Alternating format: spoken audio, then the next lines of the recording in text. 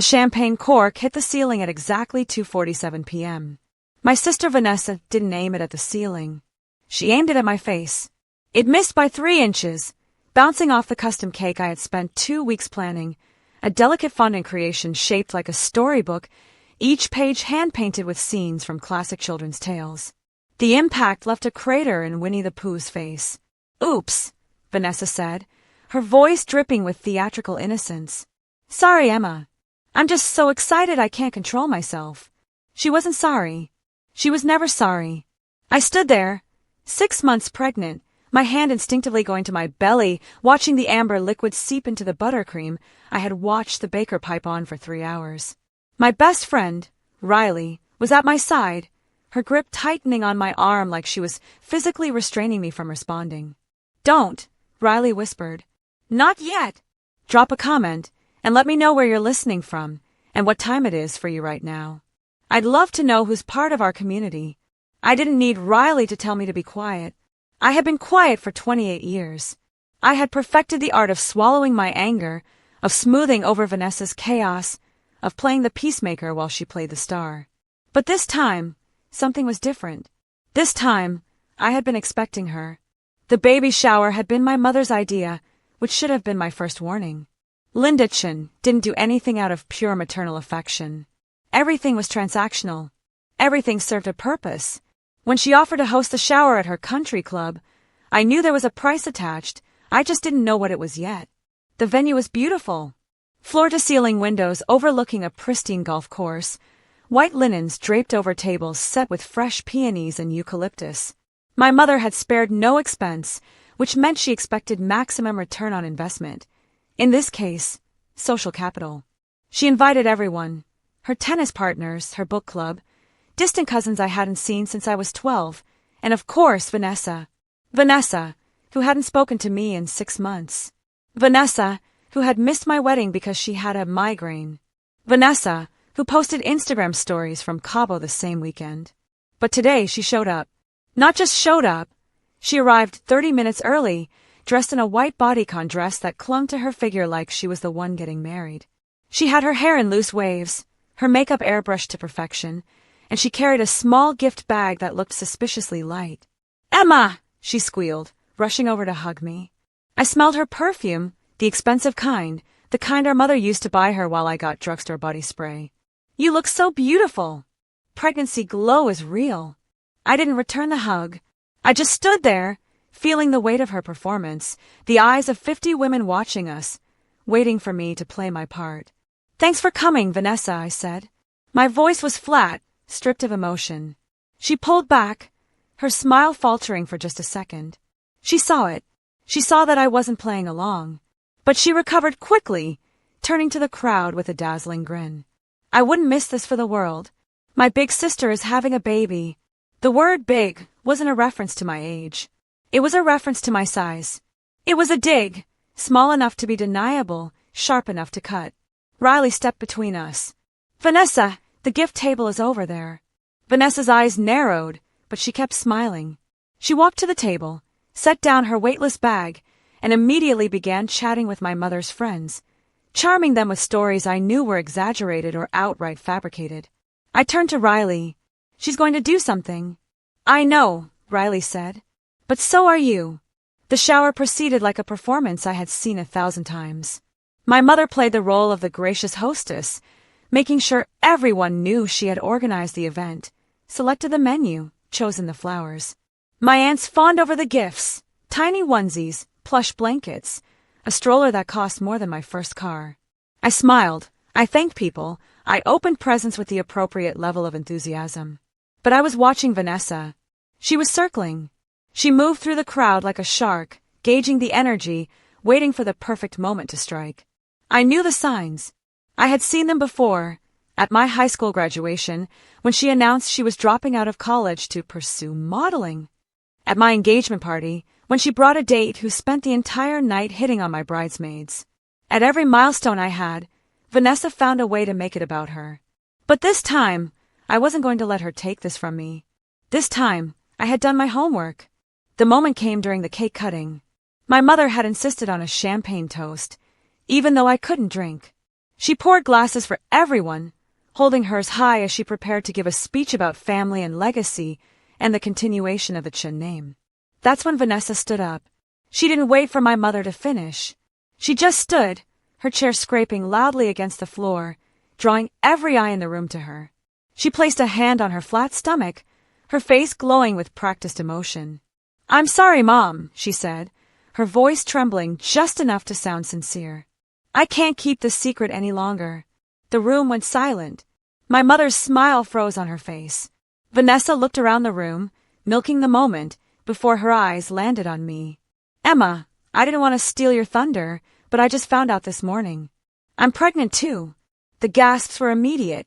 The whispers started like static. I watched my mother's face transform from confusion to elation. She set down her glass and rushed to Vanessa, pulling her into a hug that she had never given me. "Oh, sweetheart, this is wonderful. 2 grandbabies." My aunt swarmed. My mother's friends cooed. Someone started clapping. Vanessa beamed, accepting congratulations like she had just won an award. No one was looking at me anymore. I stood there, holding a cake knife, 6 months pregnant, invisible. Riley leaned in. "Say something." I set the knife down. I smoothed the fabric of my dress. I took a breath, slow and deep, and I smiled. "Congratulations, Vanessa," I said. My voice carried across the room, cutting through the noise. Everyone turned to look at me. "That's amazing news." Vanessa blinked. She wasn't expecting that. She was expecting tears, anger, maybe a dramatic exit. She was expecting me to make a scene, so she could play the victim. I walked over to her. I placed a hand on her shoulder, leaning in close enough that only she could hear me. "Congratulations," I whispered. "Now everyone's here to witness what happens next." Her eyes widened. Just a fraction. Just enough. I stepped back, turning to address the room. "Since we're all here, and since Vanessa is so excited about her pregnancy, I think this is the perfect time to hand out some gifts of my own." I walked to the corner of the room where I had left my bag.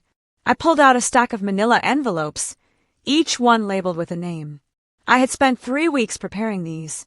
3 weeks of waiting, of planning, of making sure every detail was airtight. "What is this?" my mother asked, her voice tight with suspicion. "Just some thank you notes," I said sweetly. I wanted to make sure everyone knew how much I appreciate them being here today. I started handing them out. One to my mother, one to my Aunt Carol, one to my mother's best friend, Diane, one to Vanessa's best friend, Becca, who was sitting at the edge of the room looking uncomfortable, and one to Vanessa. She stared at the envelope in her hand like it was a live grenade. "Open them," I said. "Please. I insist." My mother tore hers open first. I watched the color drain from her face as she read the contents. She looked up at me, her mouth opening and closing like a fish. Aunt Carol's hands were shaking. Diane let out a choke sound. Becca stood up, the envelope falling from her hands. "Emma, I didn't know. I swear I didn't know." Vanessa was still holding hers, unopened. She was staring at me, and for the first time in my life, I saw fear in her eyes. "What is this?" she asked, her voice barely above a whisper. "Open it," I said. "You wanted to make this party more exciting. Well, congratulations. You succeeded." Inside each envelope was a single document. A paternity test. Not for my baby. For Vanessa's. The father wasn't the man she had been dating for the past year, the investment banker she posted about constantly. The one she claimed was the one. The father was my husband's brother. Daniel. I had suspected for months. Little things that didn't add up. The way Vanessa's texts to my husband, Marcus, always included questions about Daniel. The way she showed up at family dinners she used to avoid. The way she and Daniel left my mother's birthday party at the same time, both claiming they had early mornings. But I didn't have proof until 3 weeks ago. I had hired a private investigator. Not because I'm vindictive, but because I needed to know. I needed to be sure. And when the investigator came back with photos, Vanessa leaving Daniel's apartment at 2 a.m., Vanessa and Daniel checking into a hotel under fake names, Vanessa and Daniel at a clinic together, I knew. The paternity test was the final piece. Daniel's DNA, obtained from a coffee cup he left at our house. Vanessa's DNA, obtained from a hairbrush she left in my bathroom 6 months ago. And the lab results, certified and notarized, confirming what I already knew. Daniel was the father, and Daniel was married. He had been married for 5 years to a woman named Sarah, a kindergarten teacher who baked cookies for her students, and had no idea her husband was sleeping with his sister-in-law. Vanessa ripped open the envelope. She scanned the document, her face going from pale to gray. She looked at me, then at my mother, then at Becca. "This is fake," she said, her voice rising. "This is insane. Emma, you're insane." "The lab that processed it is listed at the bottom," I said calmly. "Feel free to call them. The case number is right there." My mother was reading her copy again, her hand shaking. "Vanessa, is this true?" "No. Of course not. She's lying. She's jealous and she's lying." I pulled out my phone. I opened the photo gallery I had prepared. I turned the screen to face the room. The first photo was Vanessa and Daniel at a restaurant, holding hands across the table. The second was them kissing in a parking garage. The third was them entering a hotel together, Daniel's hand on her lower back. I swiped through them slowly, methodically. No one said a word. Vanessa lunged for my phone, but Riley blocked her, her 6-foot frame an immovable wall. "You had me followed," Vanessa shrieked. "You're sick. You're a stalker." "I protected my family," I said. "I protected Sarah. She deserves to know what kind of man she married. And you deserve to face the consequences of your choices." "Where is Sarah?" Aunt Carol asked quietly. I looked at the door. She should be here any minute. I had called Sarah the day I got the test results. I didn't tell her why, just that she needed to come to my baby shower. She was confused, but she agreed. She trusted me. She thought of me as family. The doors to the country club opened, and Sarah walked in.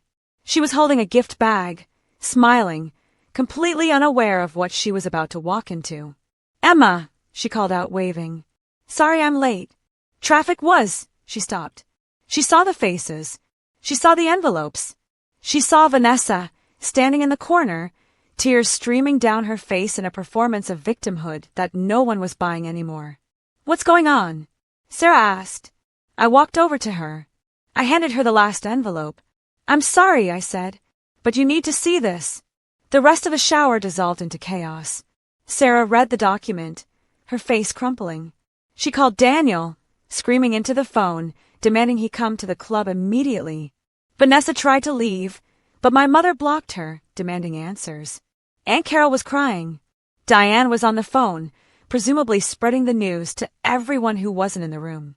I sat down at one of the tables, my hand on my belly, feeling my baby kick. Riley sat next to me, handing me a glass of water. "You okay?" she asked. "I'm exhausted," I said. "But yeah, I'm okay." Daniel arrived 20 minutes later.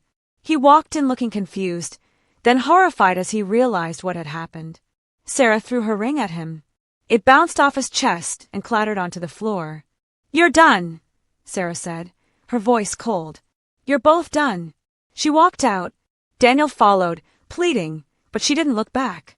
Vanessa stood in the center of the room, surrounded by the wreckage of her lies. No one was congratulating her anymore. No one was celebrating. My mother was staring at her like she was a stranger.